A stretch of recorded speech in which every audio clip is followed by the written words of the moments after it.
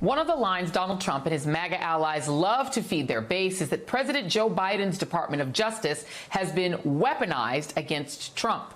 How else could you explain Trump being charged with 88 criminal counts in both state and federal courts, 34 of which he was convicted of just last week? They cannot for a moment believe that the DOJ and local prosecutors are simply following through with their mission to uphold the rule of law. But just to remind you, it was Trump's DOJ in 2018 that first prosecuted Trump's former lawyer, Michael Cohen, Trump's co-conspirator in the hush money election interference scheme. Remember, there were 3 people at that Trump Tower meeting in August 2015 who conspired together to influence the 2016 election through unlawful means. The former publisher of the National Enquirer, David Pecker, Cohen, and Trump. Pecker's company signed a non-prosecution agreement, and he received immunity from federal prosecutors in exchange for cooperation on the investigation. Cohen went to prison. And now Trump has been convicted and is awaiting sentencing for his crimes. I'm joined now by Michael Cohen, former personal attorney to then President Donald Trump, and prior to that, principal of Crisis X and a key witness in Trump's trial. He is the host of the Mea Culpa podcast, co-host of the Political Beatdown podcast, and author of Revenge: How Donald Trump Weaponized the U.S. Department of Justice Against His Critics, and Disloyal, a memoir, the true story of the former personal attorney to President Donald J. Trump. Michael, it is good to see you. I want to start on a note that is not the most pleasant, because it does appear that the consequences for your cooperation in this election interference trial have been personal, and you have thought about it and talked about it before. You were doxxed. Your family was doxxed after the verdict. The phone numbers of yourself, your wife, your children were posted early Monday morning on a site that's been used to target other figures involved in Trump's various legal issues, according to the group Advanced Democracy, which is a nonprofit research group. We know they're trying to dox the jurors, too. Talk about that experience, and do you feel safe, and are you protected? Well, look, I don't want to get into whether I have protection or not, obviously, to give some of these maniacs an opportunity within which to come at me. But yes, we have been receiving unwanted phone calls and emails and text messages, including last night around 11 p.m. The doorbell rang, which, of course, is somewhat unsettling. It was actually the concierge in our building saying that there's a Domino's pizza that was delivered to you. And I didn't even know that Domino's was in New York City, to be honest with you. And they had it, unfortunately, under my son's name. So this is sort of the behavior that we are contending with, simply because I testified, and they're unhappy. When I say they, I'm talking about MAGA is unhappy with the results. Yeah. And what advice would you have for these jurors? Because I think all of us in the media are as curious as people are as to who these jurors are. It seems the best advice would be for them to remain anonymous, probably permanently. Yes, agreed. But what they should also do is what I did. I contacted my local police department to let them know that this is happening. I filed filing a police report on that, in which case they will now have that information readily available in the event that a situation arises. Let me let you listen instead to what Chris Christie has said, contradicting whether or not Donald Trump is afraid of going to jail. I've known him for 22 years. When I was doing these cases in New Jersey and I would put political figures in jail, he would say to me, I could never do that.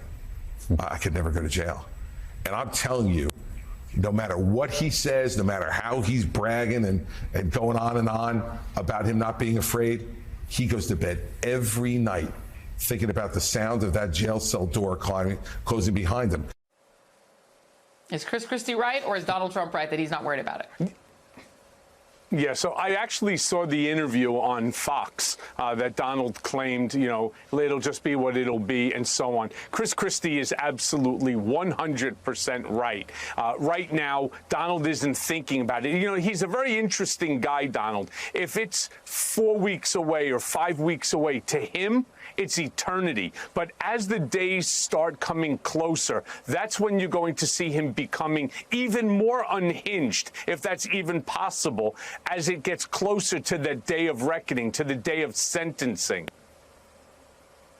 Well, we will watch and see. I'm sure everybody, unfortunately, will be watching everything that he is doing. Let me talk a little bit about a piece of reporting from ProPublica. Multiple Trump witnesses apparently received significant financial benefits from his businesses. One campaign aide had their pay doubled from $26,000 to $53,000. Another employee got $2 million in a severance package, essentially barring him from voluntarily cooperating with law enforcement. What do you make of that behavior? This is not new. You may remember quite some time ago, Omarosa was contacted by Lara Trump, and I know that recording is out there floating around, where they were concerned that Omarosa was going to provide information which could be damaging to, at the time, President Trump. And so they offered her a position at the RNC for something like $50,000 a month. This is the game. Now, why is Donald okay with it? Because it's not coming out of his pocket, so he's not even thinking about it. I mean, the fact that you have a $2 million severance, which is to Alan Weisselberg, that Boris Epstein got a massive bonus and so on. First of all, Boris is completely inept. The fact that he is a legal strategist, this is a guy who's never tried a case in his life. It doesn't make any sense. This is to keep everybody in line, which tells me that at least Donald learned something about the ordeal that's taken place between he and I. Yeah. Let's talk about the charge by Donald Trump and his supporters that the Department of Justice has been weaponized against him. They are alleging, completely without any facts, that somehow the local DA, Alvin Bragg, was colluding with the Department of Justice, et cetera.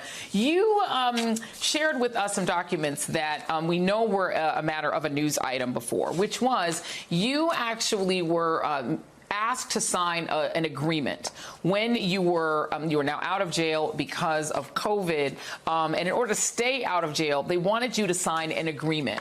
Talk a little bit about that agreement, because it was unusual. This was an engagement that no one had really seen, that barred you from talking to the media. And it said no engagement of any kind with the media, including print, TV, film, books, or any media or news, prohibition from all social media platforms, etc. Talk about that. By the way, it also included friends and family, which I thought was incredibly unusual. So I appeared at the request of a guy named Adam Pakula, who is the lowest level employee there at the Bureau of Prisons at 500 Pearl Street, where I met with him and his supervisor, a woman by the name of Enid Phoebus. And they present me with this document, which is supposed to be what's called an FMLA, FLMA, a Federal Location Monitoring Agreement.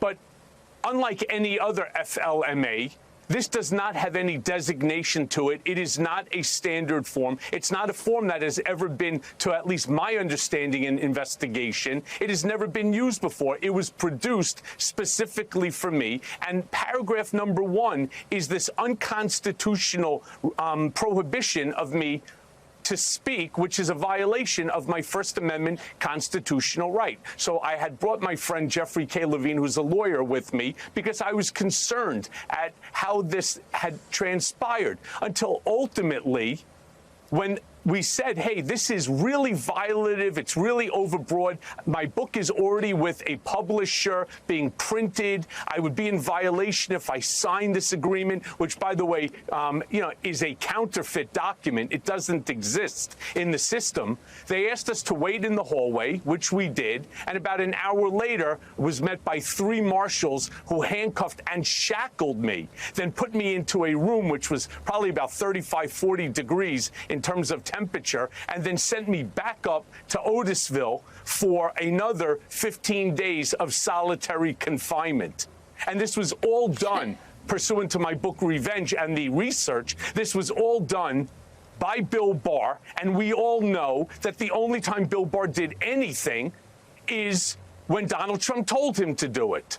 So I then got very fortunate, and my wife was able to find an attorney who you have met many times, and she was with me at the recent trial, the criminal trial, right. Danya Perry. And Danya then filed a habeas petition within which to have me released from Otisville based upon this unconstitutional remand, which was granted by federal judge Alvin K. Hellerstein, who in his order turns around and says that this is retaliation by the president and the attorney general in order to silence a critic of the president.